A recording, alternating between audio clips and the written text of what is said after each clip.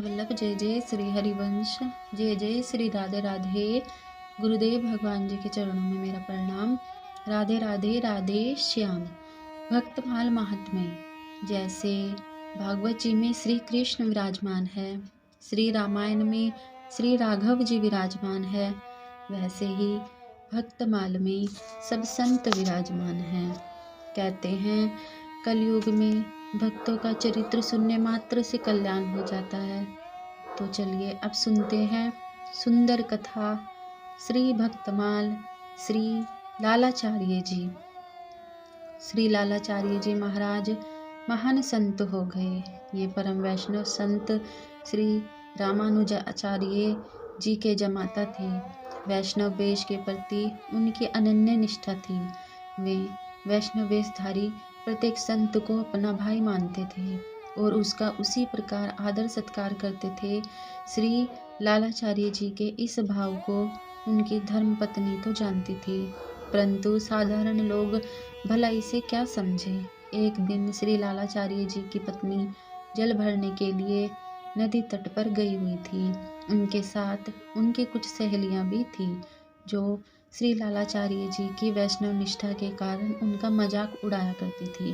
उसी समय किसी वैष्णव संत का शरीर बहता हुआ उधर नदी किनारे आया। उसके शरीर पर वैष्णव चिन्ह अंकित थे और वह तुलसी कंठी माला धारण किए हुए थे। सहेलियों ने व्यंग्य करते हुए पूछा, इन्हें देखकर ठीक से पहचान लो, तुम्हारे जेठ है या देवर। पत्नी ने घर आकर श्री लालाचार्य जी से यह बात कही। ये बात सुनकर वे रोने लगे। अंत में ये सोचकर अपने मन को शांत किया, ये मेरे भाई भगवत भक्त थे, वैष्णव संत थे, इन्हें भगवत धाम की प्राप्ति हुई है। तत्पश्चात उनका शव प्राप्त कर अंतिम क्रिया करने के लिए उद्देश्य से वे नदी किनारे आए और विधि विधान पूर्वक उनकी क्रिया की। 13वीं के दिन श्री लालाचार्य जी ने उन वैष्णव संत के निमित्त ब्राह्मण भोजन का आयोजन किया। राधे राधे। और उसके हेतु स्थानीय ब्राह्मणों को आमंत्रित किया, परंतु उन ब्राह्मणों ने सोचा न जाने किसका शव उठा लाए, उसकी जाति गोत्र का कुछ पता नहीं और उसके 13वीं में हमें खिलाकर भ्रष्ट कर देना चाहते हैं। अतः इसके घर कोई ब्राह्मण नहीं जाना चाहिए तथा जो ब्राह्मण परिचय का आए उसे भी ये सब बताकर रोक देना चाहिए। जब श्री लालाचार्य जी को यह पता चला तो वह बहुत चिंतित हुए और उन्होंने ये सब बातें श्री रामानुजाचार्य से कही।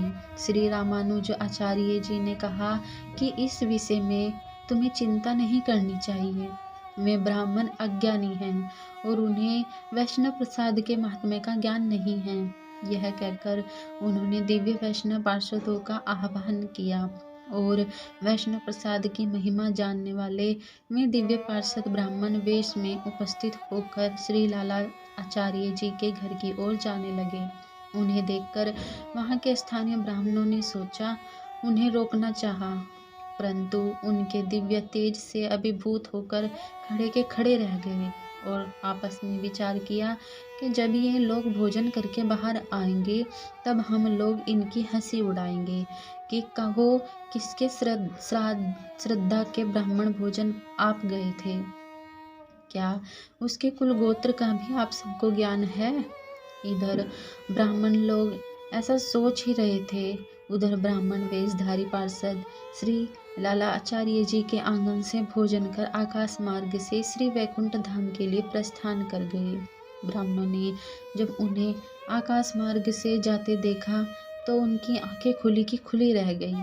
उन्हें अपनी भूल का पश्चाताप हुआ। वे लोग आकर श्री लालाचार्य जी महाराज के चरणों में गिर पड़े और क्षमा मांगते हुए रोने लगे। संत श्री लालाचार्य जी महाराज तो परम वैष्णव थे, उन्हें उन लोगों पर किंचित रोष न था। वे बोले, आप सब ब्राह्मण हैं, इस प्रकार कहकर मुझे लज्जित न करें। आप सबकी कृपा से मुझे वैष्णव पार्षदों के दर्शन हुए, अतः मैं तो स्वयं आपका कृतज्ञ हूँ। ब्राह्मणों को अब श्री लालाचार्य जी के साधु तत्व और सिद्ध तत्व में रंचित मात्र भी संदेह नहीं रह गया। उन सब ने श्री लालाचार्य जी के यहाँ जाकर भगवत प्रसाद के रूप में पृथ्वी पर गिरे हुए अन्न कणों को बीन बीन कर खाया और आनंद मग्न हो गए। उन सब ने आचार्य श्री का शिष्य तत्व ग्रहण किया और वैष्णव दीक्षा प्राप्त की। बोलो श्री राधा वल्लभ लाल की जय।